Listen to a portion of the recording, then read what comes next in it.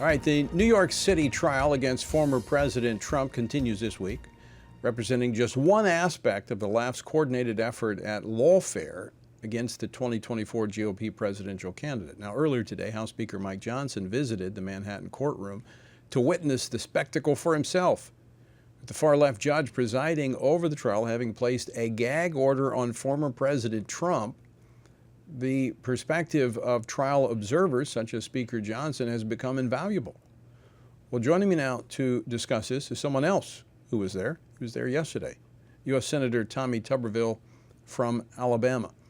He attended the trial yesterday. He serves on 4 Senate committees, including the Senate Armed Services Committee. Coach, welcome back to Washington Watch. Hey, Tony, how are you? Good to see you. Good to see you, sir. So you were in the Manhattan courtroom yesterday. Tell us what you saw and experienced.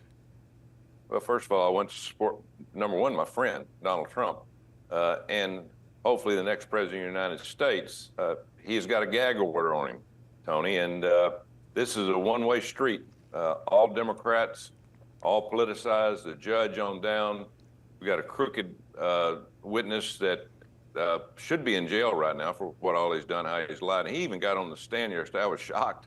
He got on the stand here and said, yeah, I lie sometimes to make sure I get my point over and win as being a lawyer. Well, what the heck? If I was a judge, I'd have stopped it right then and say, okay, enough's enough.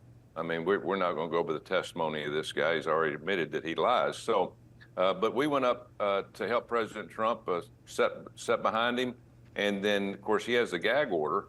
And we had the opportunity to go out and tell and speak on the behalf of President Trump. And it went all over, which is good. And Mike Johnson, as you said today, the speaker did the same thing. And hopefully we'll continue to have more people go up and support President Trump and go out and overcome this gag order that is only on President Trump, nobody else.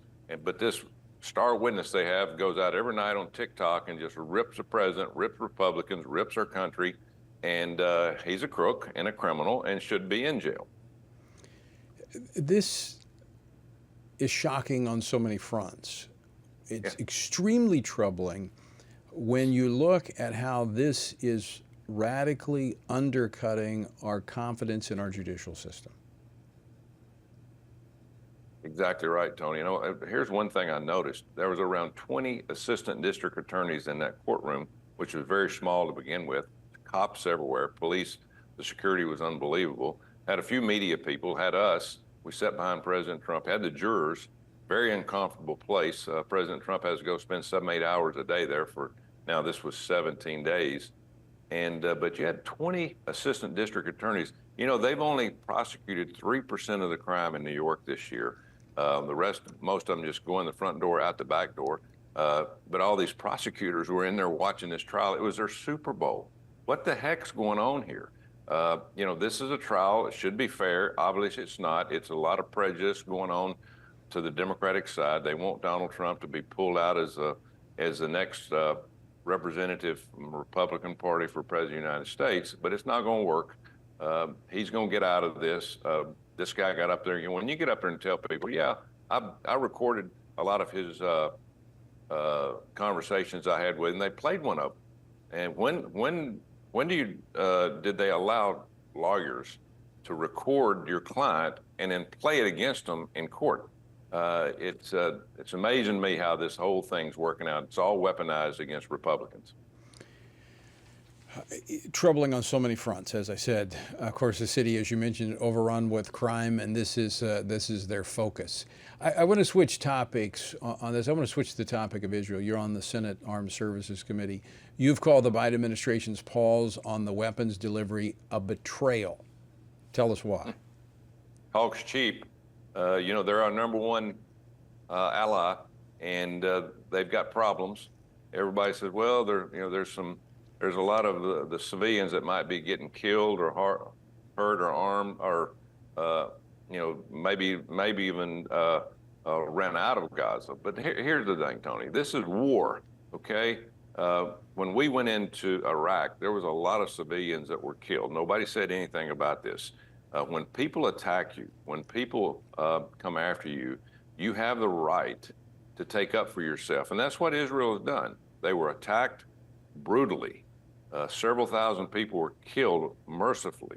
And I've seen the videos, and it's horrifying. We still have hostages, American hostages in Israel. And Joe Biden is sitting back, trying to play both sides of the fence because he does not want to lose voters, especially in the Muslim areas of Michigan and Minnesota. And so he's trying to play both sides, but he's going to get people killed. That's what's going to happen. This guy, he's the worst leader that we've had in office in many, many, many years. He's letting these young people behind the scenes run our country.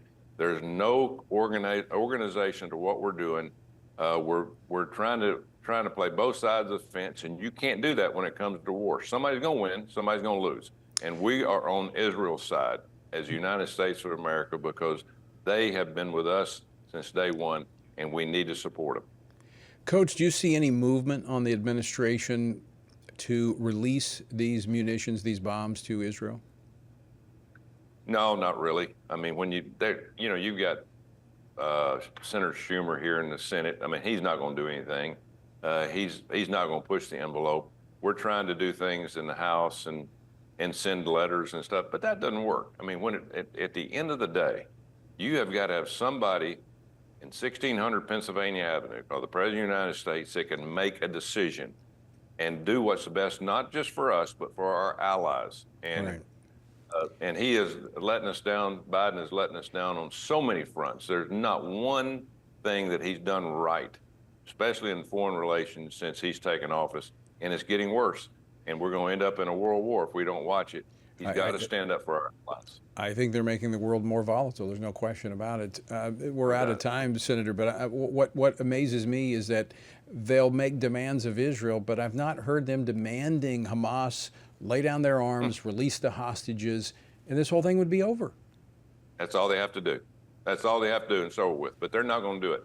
And they're going to take the side of Hamas as much as they possibly can. So good talking with you, Tony. Thank you, Coach. Always good to see you. See you later.